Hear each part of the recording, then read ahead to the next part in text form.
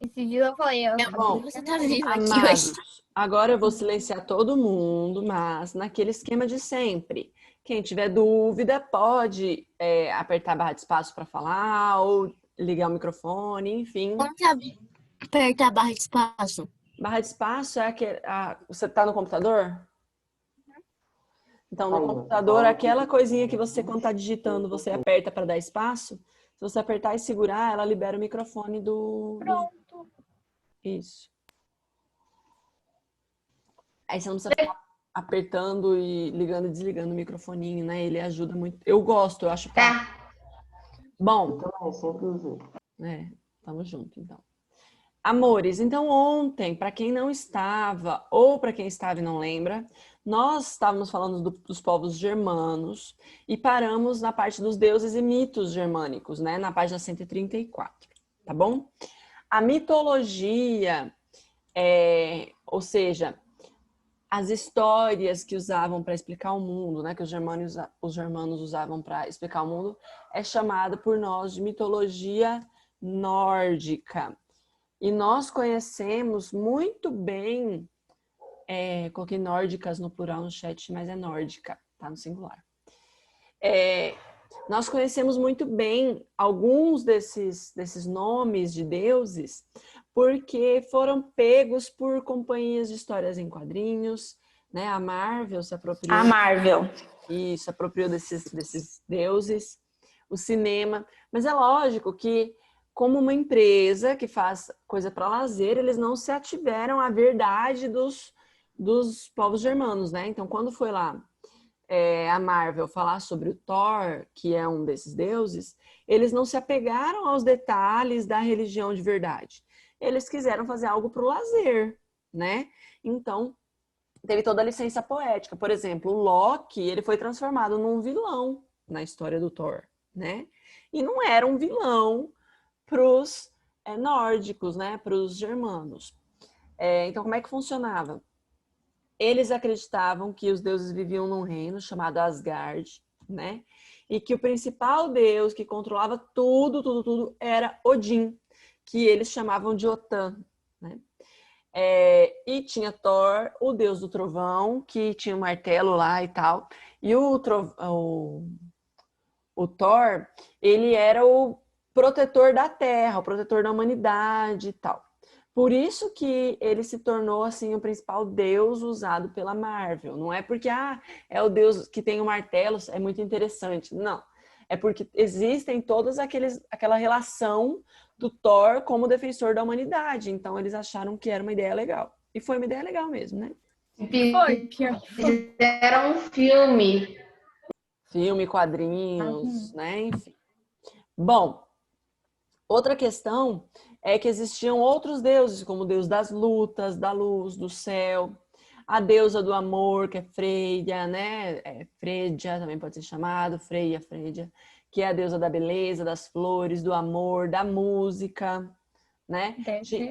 Tinham vários deuses, o deus da prosperidade, do tempo, da agricultura. E Loki, que era a divindade do fogo, certo? Normalmente as homenagens a Loki eram feitas no meio das florestas e tal, em lugares abertos, enfim. Todos esses deuses ganhavam várias homenagens, tá? Uma prova de que existe uma influência muito grande da língua, né, dessas pessoas, especialmente no inglês, são os dias da semana. Os dias da semana, eles são dias dos deuses. Por exemplo, em inglês existe um dia que é Thursday. Não tem? Thursday? Que é terça-feira. Sim. Thursday. Se não me engano é terça-feira, mas eu não lembro direito. Eu acho que é terça-feira. Monday, Tuesday. Eu acho que é quinta-feira. Acho que é terça-feira. Saber. Alguma coisa assim. É porque o nome de terça e quinta é parecido. Tuesday é terça e Thursday eu acho que é quinta. Thursday é quinta. Isso. Então, o que acontece, galera? Thursday é dia de Thor. Thor's Day virou Thursday, né? Thursday. O dia da deusa Freya é Friday, né? Sexta-feira. O sei não. dia de cada um dos deuses é um nome que virou em inglês, né? Professor, inclusive, a Professora, veia aparece em dessa- espanhol, que é tipo Marte. Que é nome de deuses, né, também. Não, é nome dos É verdade. planetas mesmo. Que Planetas. os planetas são deuses. Deus também. Exatamente. Os planetas são deuses. São nomes de deuses. Tudo bem relacionado a isso aí. Espanhol é em latim também. Bom, galera, como eu estava aqui falando com vocês, além disso, eles também acreditavam que houve um grande dilúvio universal, né?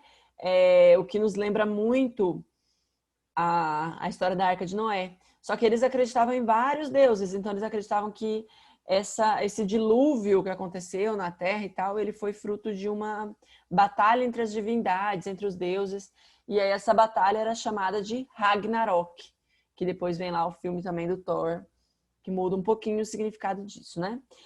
Como as pessoas morrem, né? Normalmente todo mundo morre, né?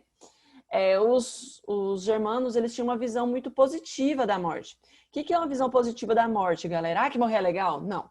Mas que a morte não é o fim, né? Isso dá uma aliviada no coração. Porque quando você pensa assim, morreu, acabou, nunca mais vai aparecer, nunca mais vai voltar, nunca mais ninguém vai saber, não vai encontrar mais a família, acabou para sempre, é uma visão muito triste, né? Se você parar para pensar, tipo, faz com que as pessoas tenham muito medo de morrer, né? Uhum. Eu vou desaparecer, nunca mais vou existir, ninguém nunca mais vai ouvir falar de mim, enfim. Então, eles tinham uma visão positiva, eles tinham uma visão de que a vida não acabava com a morte, entendeu? De que as almas iriam para outro lugar. Especialmente, existia um lugar especial feito para os guerreiros, porque eles tinham uma tradição bem guerreira também. E aí tinha... Oi, pode falar, Pietro.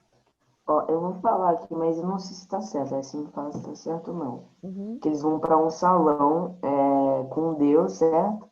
Aí eles recebem bebidas, né? É E isso? isso, eles vão, na verdade, para o paraíso, que eles chamavam de Valhalla. Valhalla, uma coisa Essa assim. história. Valhalla, uma coisa No assim. filme do Thor, ou no do clã todo, que eu esqueci o nome, que tem vários nomes, inclusive. Vingadores? Vingadores, isso.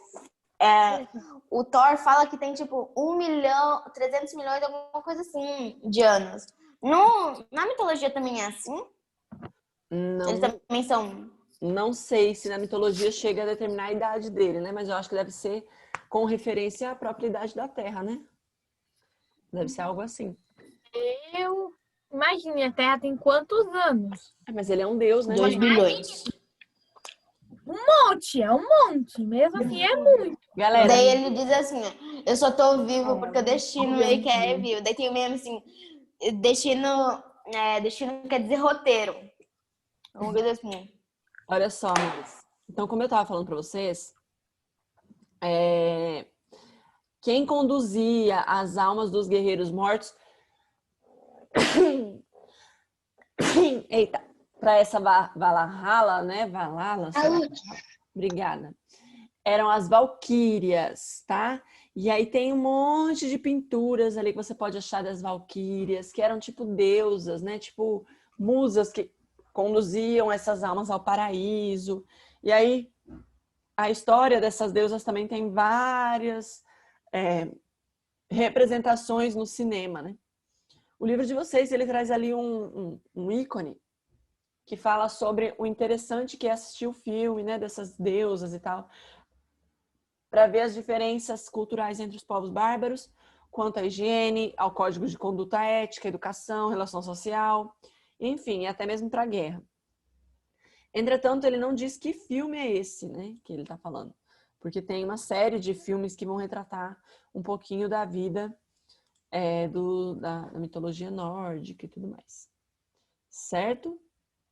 Certo, prof. Então tá bom. Vamos falar do dia a dia dos germânicos. E eu tô na página 135, para quem mais tarde quiser me acompanhar com o livro. Já cansaram de mim? Posso continuar? Pode. É tão bom. É bom ver história. Com certeza. A minha cadeira que tá fazendo barulho, tá, gente? Não são meus estrômagos. Não, eu sei, eu tô com fome, mas meu estômago ainda não começou a fazer esse efeito todo. Olha só. O meu tá quase chegando perto do barulho da sua cadeira, professor. Eu tô com fome Meu também. estômago não tá com- Olha aqui, os germânicos, eles não viviam só de guerra, certo? Eles plantavam também, até porque eles precisavam se alimentar. Eles plantavam grãos diferenciados, vários. Os principais eram trigo, centeio, aveia e cevada. E eles também criavam animais, né? Eles pasturavam ovelhas, eles criavam cavalos, eles criavam bois, certo? Viviam em conflitos com outros povos, inclusive com outros povos germânicos, né? Lembrando que germânicos são vários povos de uma característica unificada, baseada na religião, no idioma e até na forma de escrita, tá bom? Mas existiam vários grupos diferentes, eu falei sobre isso na aula passada, comparando com a questão, por exemplo, da Bahia, né? Tem vários povos, várias cidades baianas, cada uma com sua característica, cada uma com seu sotaque, mas nem por isso deixam de ser Bahia, né? Por quê? Porque tem o estado em comum, a mesma coisa os germanos, só que eles não tinham um estado, eles tinham características culturais em comum, só que eram outros grupos. A Júlia não estava, eu acho que outras pessoas também não estavam, a gente falou que cada grupo germânico ele se formou como se fosse clãs, né? Uma junção de alguns clãs. E aí formou essas tribos. Com o tempo, cada clã foi crescendo, crescendo, crescendo, foi se tornando uma tribo maior, né? Bom, eles estavam sempre migrando, como eu falei, eles eram seminômades, então eles não faziam grandes monumentos, grandes construções. Pelo contrário, né? Eles, para poder facilitar a vida deles, como eles eram acostumados a migrar, a viajar e tal, eles levavam grande parte das suas construções em madeira desmontado para poder ser remontado no outro lugar, né? Então era madeira, tinha algumas coisinhas de pedra, aí eles cobriam para poder aliviar o calor ou o frio com palha, enfim, certo? Tia, Oi. tecnologia de antigamente. Exatamente. Imagine os caras lá, antes de saber construir aquelas construções do tamanho do mundo, aí depois no outro dia ter que ir embora. Nossa. Não dá, né? Os germanos, eles também usavam, eles escavavam na terra um buraco que tapava com madeira, com palha e tal, para poder guardar suas ferramentas, para poder guardar as suas armas, para poder guardar parte do alimento que não seria consumido tão cedo, enfim. Né? Então, era como se fosse depósito. Né? Eles faziam os depósitos ali escavando a terra, como uma forma de proteger. Na página 135 tem um moinho celta, né? Aí você olha e fala, meu Deus, que moinho doido, tipo, como que funciona? Ele é um moinho manual, então a pessoa colocava os grãos ali e aí girava esse moinho e aí esse moinho ele esmagava esses grãos para fazer o pó, né? Para fazer a farinha. Então, era uma ferramenta prática, era uma ferramenta que facilitava a vida deles e que poderia ser levada para os lugares que eles fossem se eles migrassem. Interessante, né? Como que os arqueólogos sabem hoje o que essa galera comia? Através dessas ferramentas. Se eles têm um moinho, então significa que eles moíam alguma coisa, né? E o que é moído? Grãos duros, né? Outras coisas que foram encontradas são vestígios, né, de cascas, de caroços, não sei como é que fala no plural, mas enfim, que foram encontrados fossilizados, né? Além disso, também se Neste exato... Pode falar. Pode falar. Neste exato momento eu fiquei com vontade para a praia. Então tá bom. Bom, ainda tinham restos de animais e tudo mais, então a gente começa a ver os hábitos alimentares, o que eles criavam. Se eu for, por exemplo, gente, pensa comigo, tá? Passou 1000 anos, tá? Luiz Eduardo, caiu aqui uma bomba em Luiz Eduardo. Imagina, passou 1000 anos. Aí veio um cientista para cá. Aí esse cientista achou fossilizado um monte de grãos de arroz. Grão de arroz não é típico da nossa região. O arroz vem de fora do Brasil, né? O que eles vão ver? Ó, isso aqui não é da natureza, isso aqui alguém plantou, alguém criou, alguém comprou de outro lugar, enfim. Mas vai mostrar que a gente tinha acesso ao alimento de outro lugar, ou que a gente levava à produção, ou que a gente plantava, enfim, vai ter que ser pesquisado. É isso que os cientistas fazem. Vamos supor que eles acham no meio ali dos fósseis um caroço de pêssego, certo? Numa região de deserto. Opa, peraí, aqui ninguém planta pêssego. Ou seja, os seres humanos que aqui viviam, eles migravam e traziam de um lugar para o outro, ou eles compravam de alguma outra sociedade. Então, os cientistas fazem esse tipo de análise, certo?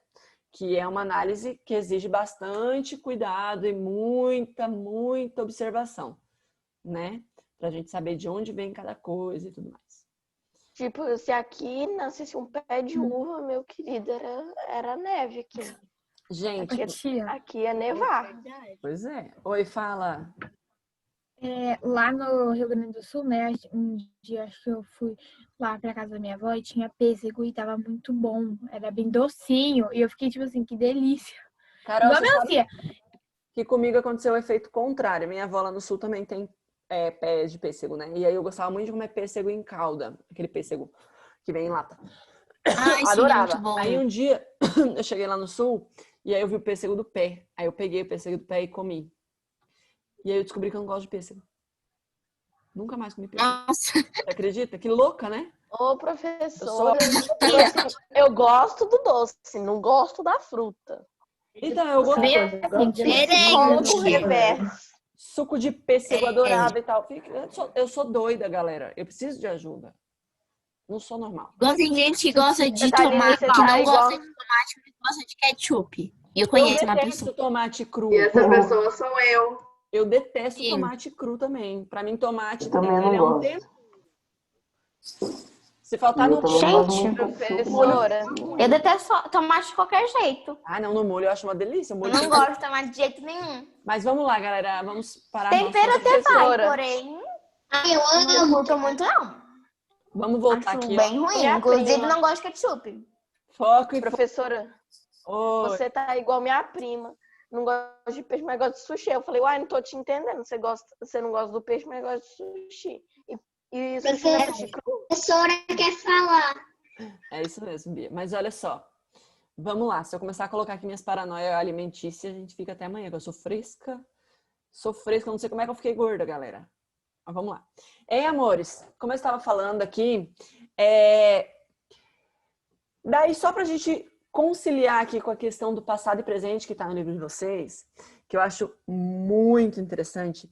Hoje, os cientistas, a ciência, ela está sempre em favor, né, de uma ciência da outra. Como assim, professora? A galera da física, da química, desenvolveu um elemento chamado carbono 14. O que é isso? Tem lá o carbono, que é um elemento químico, é um átomo que existe em tudo. O nosso corpo é feito de carbono, né? Muitas matérias são feitas de carbono. Só que o carbono, ele tem, tipo, ele pode fazer 4 ligações, ele consegue se pegar a 4 outros átomos, tá? Dá o bracinho para 4. Tem 4 bracinhos lá. E aí os cientistas, eles conseguiram fazer um jeito que esses 4 bracinhos seguram 14 coisas. Imagina. Então eles se ligam a 14 coisas, só que é muito instável, né? Ou seja, a qualquer momento ele pode derrubar alguma coisa, imagina aí, tá? A qualquer momento um desses bracinhos não vai conseguir segurar, pode não conseguir segurar. Ele faz muita força, então ele é muito instável. E aí esse elemento, ele é radioativo, tá? E aí eles usam esse elemento para quê? Para conseguir separar átomos e ver a idade das coisas. Olha que louca a ciência. E aí eu já não sei como é que eles fazem isso, né? Como é que eles pegam esse negócio e vão ver a idade de um osso. Mas eles conseguem fazer isso. E aí, o carbono 14, ele é usado na história para quê? Na história e na arqueologia. Eu pego um vaso de cerâmica, eu consigo colocar esse elemento do carbono 14 e a partir do efeito desse carbono 14, eu descobri quantos anos esse vaso existe. O que tinha dentro desse vaso antigamente? Muito doido. Eles conseguem pegar, gente, esses elementos químicos, analisar a unha de um fóssil e descobrir o que aquela pessoa comia a partir dos minérios que tem ali. Muito louco. O cérebro da gente faz assim mesmo, né? Explode. Os cientistas são uma coisa doida demais. Então, eles conseguem hoje... Tem pessoas que adivinham quem comeu, o que a pessoa comeu, só adivinhando pela mão. eu não sei se eu acredito muito nisso, não. Mas, enfim, A ciência, ela consegue fazer isso. Só que aí ela tem que pegar... O que eles conseguem fazer, Matheus? Os cientistas é pegar um pedaço da tua unha, levar para pesquisa e descobrir o tipo de alimento que você andou tendo. Ah, professora, vai ser preciso? Não, não vai ser preciso. Não vai ser 100%. Nossa, comeu arroz, feijão e batata. Não.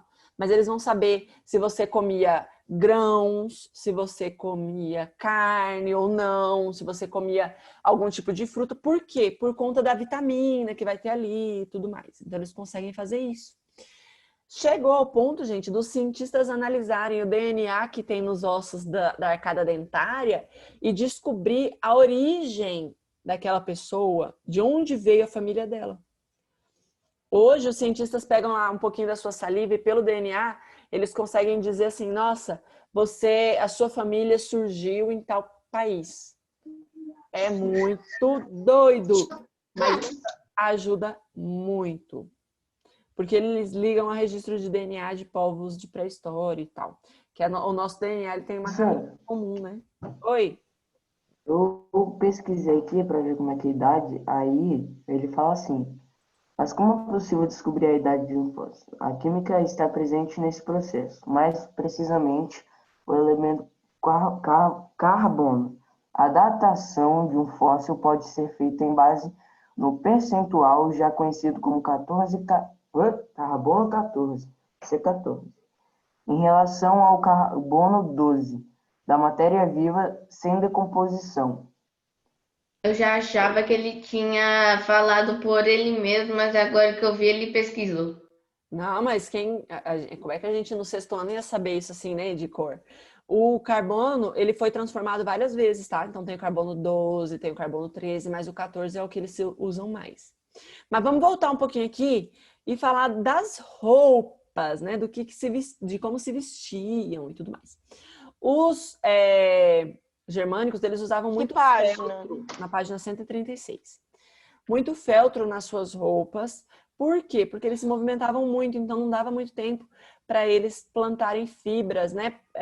Plantas que pudessem ser usadas para fazer os seus tecidos e tal. Eles estavam sempre viajando, então não dava tempo dessas plantas crescerem, tipo algodão, né? Tipo o linho. Então eles usavam o máximo possível do que os animais podiam oferecer, como a lã, por exemplo, né? E o feltro é um tecido que é feito com a lã. Então eles usavam o feltro e aí eles usavam várias coisas feitas com esse material. Luvas, casacos, chapéus, calças e até às vezes partes das botas, né? Outras coisas que eles usavam era o couro, especialmente para ficar em cima do feltro para proteger, né, do frio. E botas também. Outra questão, eles usavam o feltro também para fazer as tendas, para fazer tapete, para fazer cortina, né? É bem interessante. Hoje a gente usa o feltro também, só que para coisa, na maioria das vezes, aliás, esse feltro é feito de maneira sintética. É aquele tecido, galera, não sei se vocês sabem, mas é aquele tecido que muita gente usa para fazer chaveirinho, um bem levinho que tem. Deixa eu ver o que mais que a pessoa faz. Eu tenho boneca com fio. Lã, algodão, muita coisa que faz tecido. Mas eu tô falando desse tipo de tecido, né? Que era o tecido que os germanos usavam. Bom, enfim. Eles usavam também couro, lavavam e costuravam. Isso, o couro eles costumavam colocar por cima. Especialmente, gente, em lugares frios, porque a lã, ela não esquenta o nosso corpo, né? Só que ela mantém a temperatura, ou seja, se você tiver com muito frio e você colocar lã, sua pele tiver muito fria e você colocar lã, você vai continuar com frio, né?